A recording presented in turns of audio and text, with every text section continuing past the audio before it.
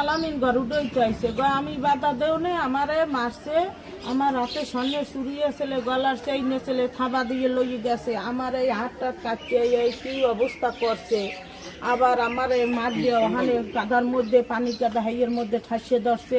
ধরিয়ে আবার ঘরের তলে হালাইয়ে কয় তুই এখানে আইসো কয় এখানে আইসো কয় তোরা পাবি সুখমরানি সাউমরানি যত বাজে ব্যবহার আছে ও সব করছে করবে আমার এই রুমের মাঝেটা দিয়ে আমাকে ঘর ভাঙকে হালাই দিয়ে আর একটা ঘরে দিয়েছিল।